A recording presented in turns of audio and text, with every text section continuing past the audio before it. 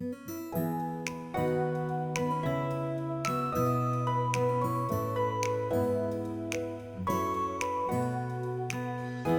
right, welcome back to the vlog.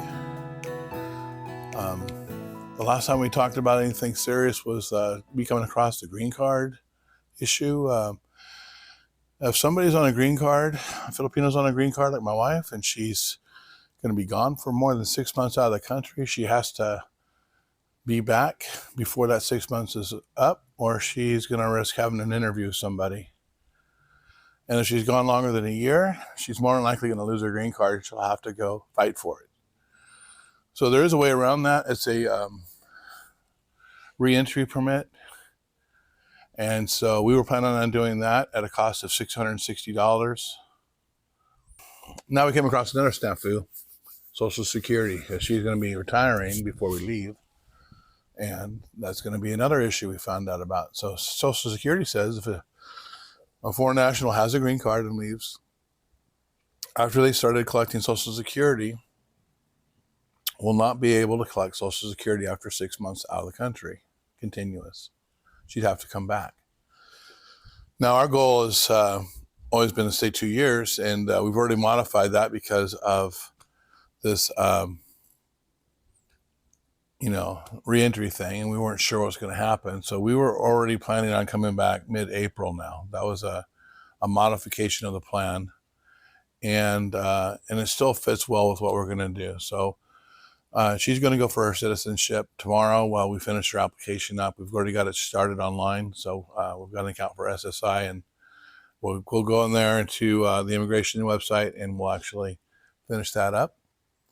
And we just have to attach some documents. The price goes up about $400 and change on April 1st, so it kind of motivates us to get done. That was kind of brought up to us by Gina's cousin, Rhoda. And Rhoda was thinking about doing it too, and so I invited her, hey, let's do this together. I said, other girls do it together. You two do it together, that'd be kind of great. So anyways, both women have been here for years and years with a green card, and there's never been an issue, but her, like Gina, she wants to come back to the Philippines and retire and spend time in the Philippines, and I'm not sure if she's going to do it full-time yet or not, but the thing is we have to do the N-400, which we're working on now, pay the fee, file the documents, and then we're supposed to get, within a couple of weeks, get a notification that they received our application. Then after that, they're going to have a scheduled appointment for biometrics. That could be about 6 weeks out. And then after that, they'll do an interview. Now, that interview time can be soon. It can be late. It can be while we're in the Philippines after we leave in November. We don't even know. But if by chance they do interview her before November, that'll be great. And then the last caveat is they could actually do her ceremony and swear her in the same day they do her interview, or they can ask her to come back later and do it by telling her to go home, and we'll set up an appointment for you. So if she gets her interview before we leave, that'll be okay. If she gets her ceremony done before we leave, that's going to be a snafu. But we'll have our ticket in hand, since we already paid for the ticket. So we'll be able to take the ticket to the place we get passports, I guess U.S. Immigration, and be able to get a rush job on that and get her passport, since she can't travel now if she's a citizen on the Filipino passport she already has. What we're thinking is they'll probably either do the interview or the ceremony, either or both, while we're gone. Something's going to happen while we're gone, I'm sure, and we're going to have to notify them that we're out of the country, which is probably not going to look good. But, it is what it is. We'll have tickets to come back in April, mid-April by that time, because right now they don't even offer tickets for April. I can't go that far ahead and book something. But when I do, it'll be a round-trip ticket, and I'll probably make it for 2 or 3 months out, depending on the situation when we book, whether we've had that interview before we left or not. So I'm not going to do that ahead of time because I'm not sure exactly what's going to happen. But it'll be a round-trip ticket, and we may spend 1 month here. We may spend 2, 3. We may just stay at the house and wait for these things to happen. We might go traveling while we're waiting.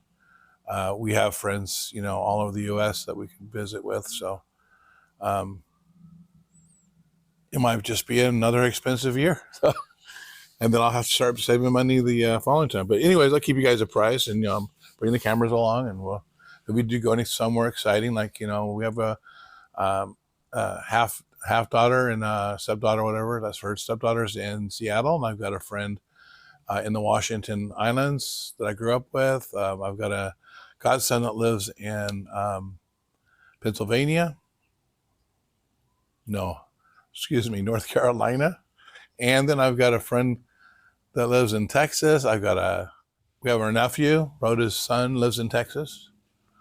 I've got another friend named Kirk. He lives in Texas. I got a granddaughter in Tennessee that I haven't met yet. A granddaughter that contacted me. So this is a granddaughter. It's kind of like when you find out you had a adopted kid. So I had my son had a child out of wedlock that I didn't know about. He never told me about, and she contacted me. And I have 2 great grandchildren by her. So I really like to see them. So that's an option to go there. And the last option is San Diego to see Lindsay and Pete, because I haven't seen them for a while, and they live down in San Diego. So I got a lot of places I can go, and it's just the airfare is going to cost a fortune, but that's still cheaper than driving around. So that's what I plan on doing. Well, I guess that'll wrap it up. We'll make this sweet and short. I'm going to do another segment here, another shooting the shit with Mike, with Bear in the Philippines, and we'll see how that goes. I need to get a better drink. This coffee's getting cold. All right, so I will talk to you guys later.